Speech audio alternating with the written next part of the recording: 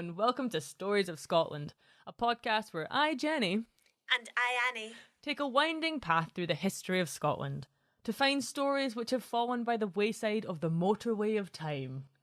And I hope you have your wellies on, Jenny, because this week we are knee-deep in a muddy field in Aberdeenshire and tugging on the tail of a very special coup. I always record in my wellies, Annie. My podcasting wellies and my lucky podcasting pants. Perfect attire for tail tugging. Yes, well, having grown up on a farm, Jenny, I do think you need more clothes before we let you anywhere near our livestock. Anyway, this is the tale of the Turra Coo, and it begins way back in 1911. Oh, the poor cow. How many people have tugged its tail that it's that long? So, the story of the Turra Coo begins in 1911, Jenny. Well then, let me put on my time travel trousers and let's tug this tail. I hope you're not in a silly mood, Jenny, because this is a very serious coup. I've got 25 accents ready for this episode. Onwards!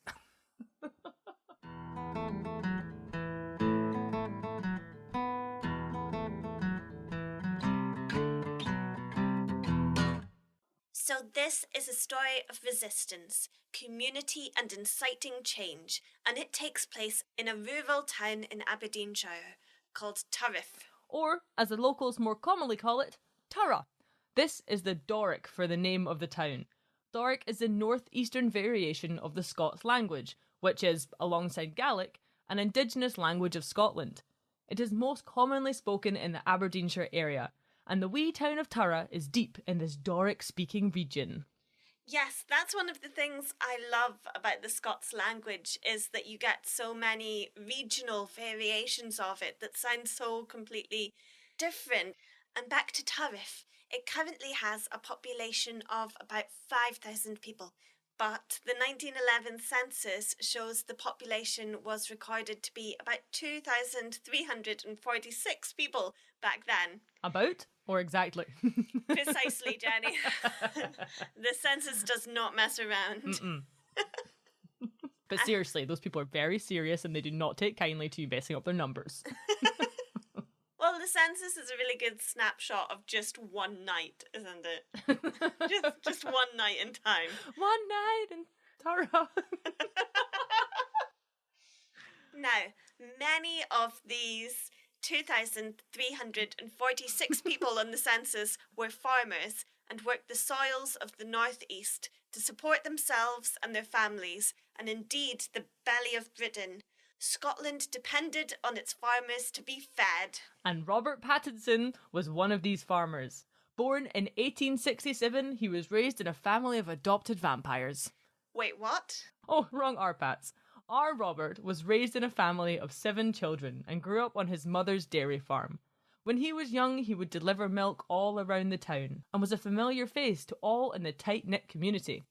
He went on to become an auctioneer and valuator of cattle, so make no mistake about it, this man knew his coups. He did, and he took this knowledge with him when he and his wife, Margaret, began their own dairy farm in 1901. He farmed the land and took great care and time to improve the fertility and cultivation of the soil. Running the dairy and the agricultural farm took hard work, and he employed many local men to keep it all running. However, in 1911, national insurance was introduced by the Welsh Chancellor of the Exchequer, Davil Lloyd George. National insurance is a really important cornerstone of social welfare. It was a compulsory tax for employers and workers, which essentially meant that the nation could access both health benefits and unemployment benefits. Also, it's the earliest introduction of national maternity benefits in Britain for insured women. So, in general, it's a really good piece of legislation. However, national insurance was not very popular in rural parts of Scotland, was it? No, it really was not. The locals understood that this system wouldn't work for rural Scotland, mostly because a lot of communities didn't have access to medical help, whether they paid the tax or not. But rural folks also felt that they shouldn't have to pay the tax because it had been designed for people working in industrial cities. Rural farmers and farm workers were less likely to be off work because of illness or be unemployed. They were resentful of a system they felt didn't fit their requirements, and so they protested this new tax. And at the heart of these protests is a superbly beautiful cow. Yes, our story begins with Robert Paterson refusing to pay national insurance. And the surreal story that unravels from this small act of defiance ends up including his whole community and becoming national news. Most importantly, though, it introduces into our hearts and histories one of the most splendid cows of all time, the Turra Coo. Moo! Let's move along with this story.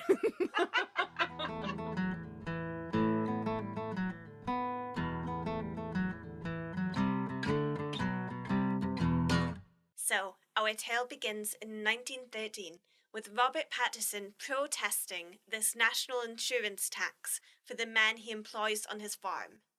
He feels that this tax isn't relevant to his workers' needs. And he's not alone. His feelings are echoed across the community of Turriff, many of whom are against this new tax. So what happens next? Well, unfortunately for Robert, due to his refusal to pay, he gets into debt with the taxman. Ah, the most dangerous of all debts. Even worse than that of the debt of the devil. Well, maybe not. That's a bit intense. Well, it depends on the devil's mood, I guess. So, how much did Robert Paterson owe in taxes? Big money, Annie. Big money. He was sentenced to pay a fine of £15, as well as his arrears to the national insurance of £3, 9 shillings and 10 pence. But this was a protest for old Robbie Paterson, and he had every intention of standing by his principles. But, as he was a good, law-abiding, hard-working man, he did pay the £15 fine. However, he refused to pay the £3, 19 shillings and 10 pence national insurance. And this £3, 19 shillings and 10 pence was about to start a riot. Wow. Well, nowadays, Jenny, £3, 19 shillings and 10 pence doesn't seem like a massive amount of money. Because we went metric? No. So let's round this up to say £4, which nowadays is as much as you would spend on maybe a pint of beer. A nice pint of beer. A fancy pint of beer. Looking at you, Black Isle Brewery. They do great beer and pizza if you're in town. But you're paying £4 for a pint. You could get a cow for that back in the day. In my days, we could get, yeah. Anyway. Is it beer that comes out of that cow? Anyway, £4 back in 1913 would have been worth about $450 in today's money. Oh, wow, okay. And so the court sent a bailiff to Robert Paterson's farm to demand this £3, 19 shillings and 10 pence. Hello, are you Mr. Robert Paterson? You are, eh? Grand. Fan of the... You a fan of the Twilight franchise? No? Strange. I thought that would be right up your farm track. Well, what a farm you have here. Seems to be, no much of anything, no any worth, actually. But, well, you people at Turra certainly have character, eh? That's no worth much to us, though, either. What's that in your pocket there? Oh, it's a fistful of resistance. Well, that's no worth anything to us either. In fact, that'll cost you. That's a fine moustache you have there, Mr. Arpats. Good coverage, nice and thick. Strong lip-to-hair ratio. Could be worth a pretty penny to a wig maker. But aye, may be hard to part you from it. Aha! That coo. That's a fine beast. We'll be taking that to fund the nation's health. Gie all the wains the milk they need in the wards. That's actually exactly how it went down. He wrote it in his diary that night. Dear diary. I always regret showing Jenny photographs from historical sources because she inevitably focuses on the moustaches of men. We just don't grow them like we used to. The bailiffs left Robert's moustache, but they took his beautiful milk coo. Now, I have a picture of the captive coo here, Jenny, Please, could you describe her for the listeners? Oh wow, this is a majestic cow. A beautiful, sleek white coat, not a blemish on it. It's so perfect. It's like if you stumbled upon a fairy pool in a glistening forest glen, and parched, you bend to take a sip of the crystal clear and perfectly cool water, and as you drink, you feel the energy of the forest flow through you, and rejuvenated, you look up and see this glowing white spirit coo emerge from the dense undergrowth on the other side of the pool, and it looks at you, and you look at it, and the innocence and kindness in its eyes fills you with a feeling of warmth and safety that you haven't felt since the last time you encountered a fairy cow spirit in a hidden fairy glen. That's so beautiful, Jenny. Would you like a tissue? Just... So, yes, and that was beautifully accurate, Jenny. Thank you. Well done. This truly majestic spirit cow. Wait, no, she wasn't a spirit. She was a real beautiful cow. Yeah, but she had some good spirit in her. She did. She was transported to the market square in Turriff on foot from Robert Paterson's farm. Although some people say she glided there. Yes, she did have a certain grace in the way that she walked. And in the square, the bailiffs tied her up, ready to be sold at auction. However, some of the locals recognised this spectacularly stunning cow tied up in the square as Robert Paterson's. So they snuck up to her and used her as a political placard. Using green paint, they painted the slogan "Lendrum to Leeks" on one of her sides, and then wrote "Another Victim" on the other side. A classic and poignant political slogan about the importance of vegetables. No, Jenny. So, Lendrum to Leeks was really just a dig at Davil Lloyd George, who had brought in the national insurance legislation and also happened to be Welsh. I see. And of course, the national emblem of Wales is the leek. Mm-hmm. And so that was how they attacked Davil Lloyd George. I like it. Through his favourite vegetable. And you know that's where it's going to hurt him. Right in his 5 a day. And the people of Turriff saw this cow as another victim of taxes being too high. So the slogan is another act of defiance. And according to the Aberdeen Daily Journal in December 1913, the defiance did not end here. It will be remembered that there was an extraordinary scene of excitement at Turriff that day. A large crowd of farmers and farm servants demonstrating in a fashion somewhat unwelcome to the police, against the sale of the cow and in support of Mr. Paterson in resisting the operations of the National Insurance Act. Now, the demonstration that was described as somewhat unwelcome to the police was more like a riot in the town centre. The local folk were really angry and furious at the audacity of the sheriffs to try and sell this splendid cow in their town centre. How very dare they? And it's interesting that it was fellow farmers and farm workers who came out to protest. It was the people who held the same ideas and principles about national insurance as Robert Paterson. Now, there was an unfortunate vegetable patch nearby, and the crowd pulled them up by the roots and used them to chuck at the police constables in attendance. 5 a day keeps the taxman away. Also, rotten fruit was thrown along with bags of soot, and even fireworks were set off. Gosh, can you imagine how unpredictable a 1913 firework would be? I'd be rioting to get them safety tested. Well, the marketplace incident clearly ended with a big bang. Aye. When, amongst the confusion and noise, the Turra Coo herself was frightened. She was never a fan of bonfire night, and so she escaped and charged away down the street. There's a coup loose around this too. No. The Turra Coo was found by a local lad on his bike, who led her back to Lendrum. Here, the bailiffs took her away again, this time far from her home pastures of Turriff. But 8 of the farmers involved in the riot, including Robert Paterson himself, were charged with breach of the peace and deforcement of a sheriff officer for the actions taken in nuisancing the cow auctioning authorities. And the media sensation caused by this cow flop meant that none of the local auction houses would consent in selling the divine Turra Coo. They didn't want a soot-throwing farmer mob to descend on them.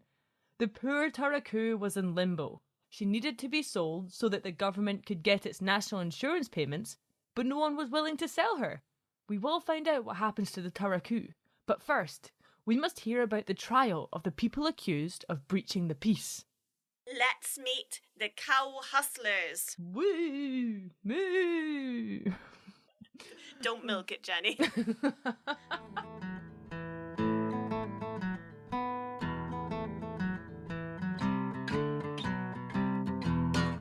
Let's imagine Aberdeen Sheriff Court, absolutely filled with farmers, out to relive the glory of the Turra Coo protest. Turriff white cow rioting. 8 accused tried on serious charges at Aberdeen. You are charged that you did on 9th December in Market Square of Turriff and in concert with each other and with a large and disorderly crowd prevent the sale of a cow. On the day of the incident, was the crowd showing signs of amusement or of anger and irritation? Well, they were hooting and they were booing and they were excited and that.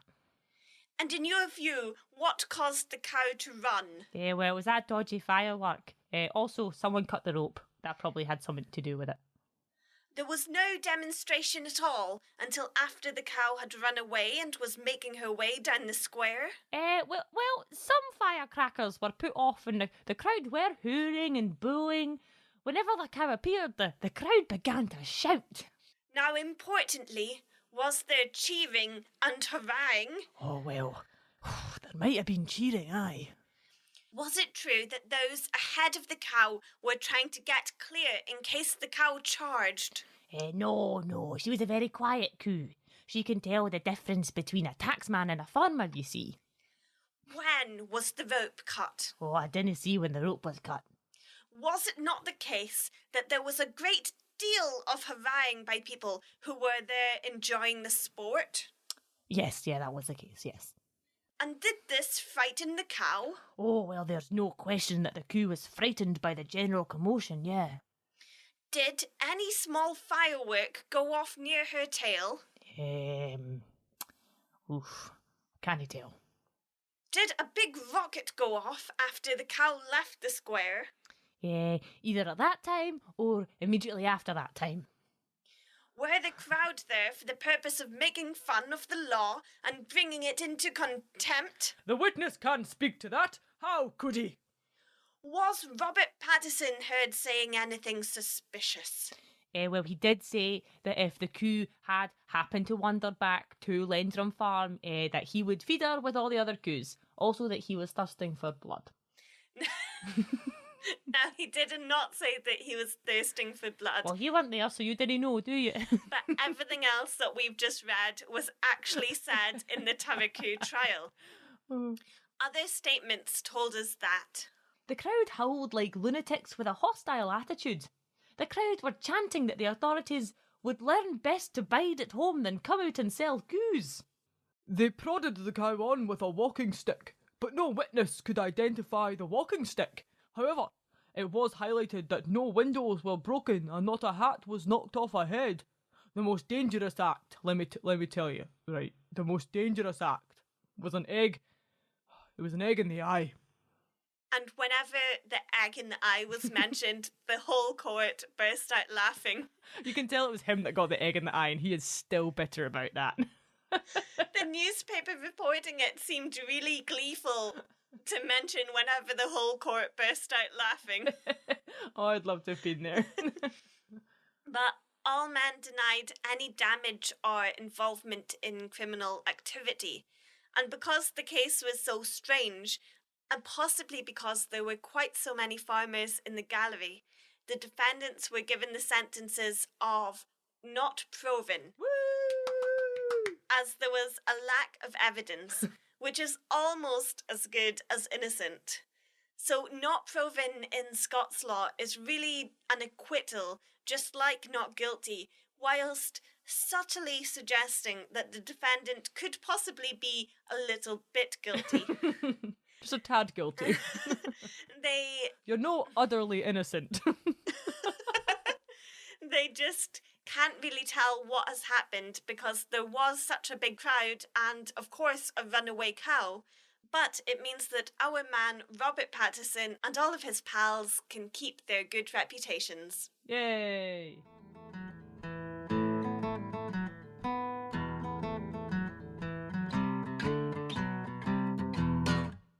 Now, we know that the real star of this story is the cow. What happened to her? Well, unfortunately, the ordeal for our beloved Turra Coo was not over. The local auctions all rejected her as they didn't want a riot of their own. So, she had a police escort into the bright lights and big city of Aberdeen. But even here, everyone knew of the famous Turra Coo. They did, but there was one auction house who would accept the Turra Coo, and so she was sold to the highest bidder, who just so happened to be... some chap who wanted a cow, actually. But then all of Rob's pals convinced this chap to sell them the cow, and he made a fine profit on it. They all chipped in and bought back his coo for him. How great is that, Annie? The final thrown vegetable to the taxman in the national insurance tax. Yes, the Turra Coo was returned with much fanfare and glee by the locals. And someone had even updated the signage painted on her. Free! Didn't you wish you were me? Ha You made our cow sound a little bit smug there, Jenny. She is smug. Yeah, she's a proud cow. And there were huge crowds awaiting her arrival, as well as photographers and a flower show in the park. One witness, a Mr. Kenneth Munt, said, "Oh, I bicycled into Turriff from my home at Montblairy to see the presentation. All that I saw of the fit coo was her head and the flowers that adorned her horns. Oh, she also had a garland of flowers around her neck." So, after the celebration, Kaylee, was all over, and the coo was back in her mystical glen/muddy field, what came from this one protest which captured the headlines and the hearts of the nation?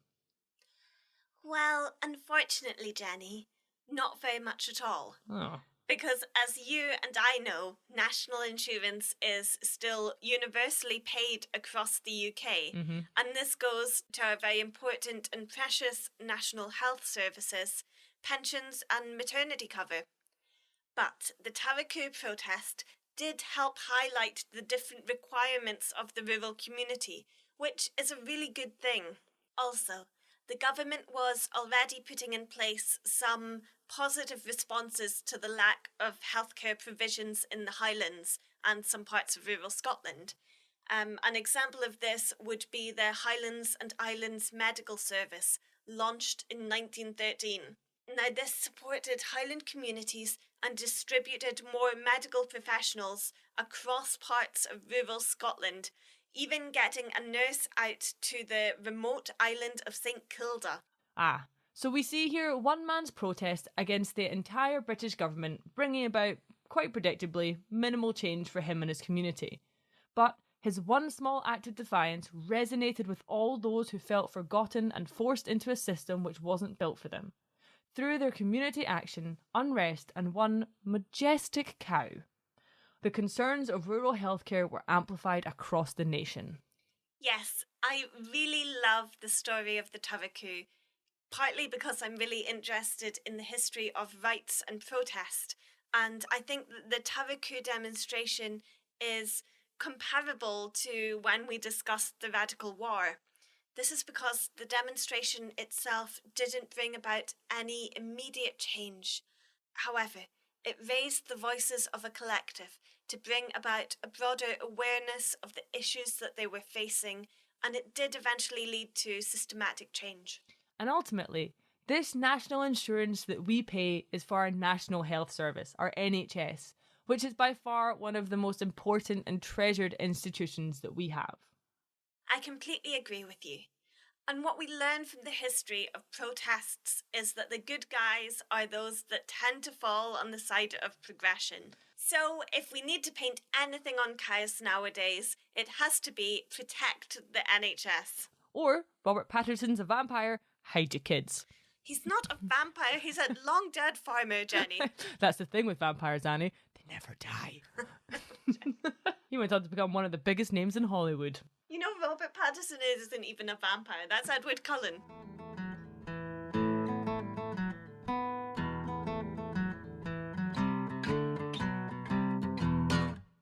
Before we go, what ultimately became of our splendid Turra Coo?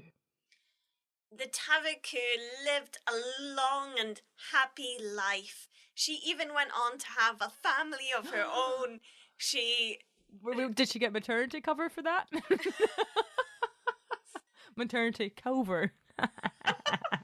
She ate the delicious grass and clovers of Aberdeenshire and generally had a stress-free, happy cow existence. Aw, that makes me over the moon.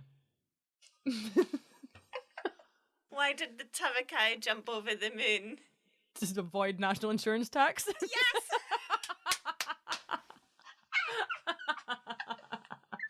And then, after the Turra Coo crossed the Rainbow Bridge and was looking down on Turriff from Cow Heaven, in 1971, a commemorative cairn was erected for her.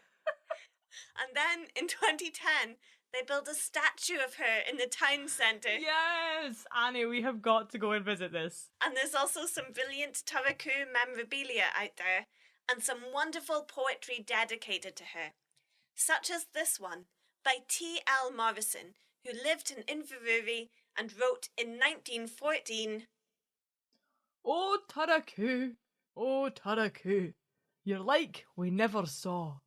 Thy name mony men well kent the law. Your fame has spread fae pole to pole. Ye are fair Turra's pride. There ne'er was sic weel kent coo in all the countryside. Oh, Turra Coo, on Lendrum's braes in summer days, ye pulled the grass green.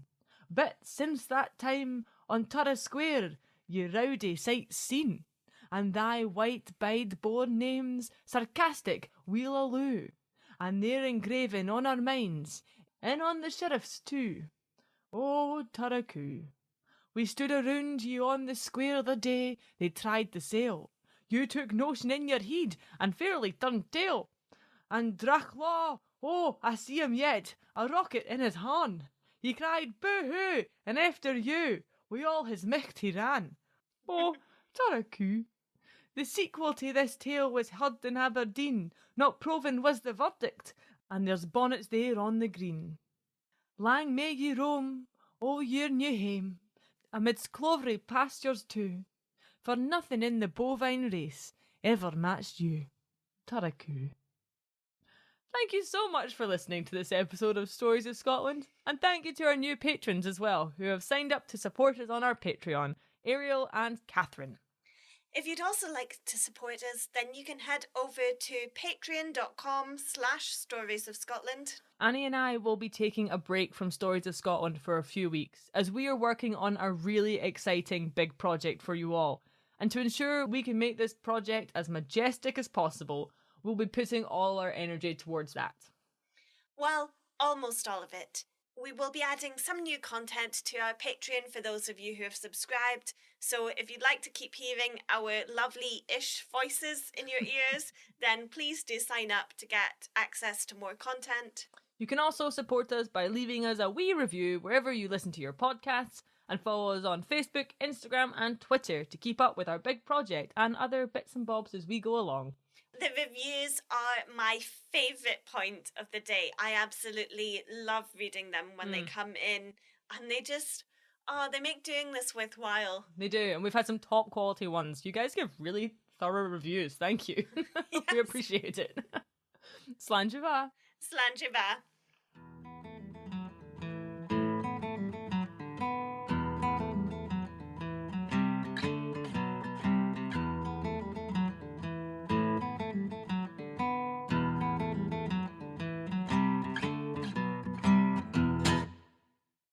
great bit of improv. Thank me. Pull the other one. You're here for a laugh.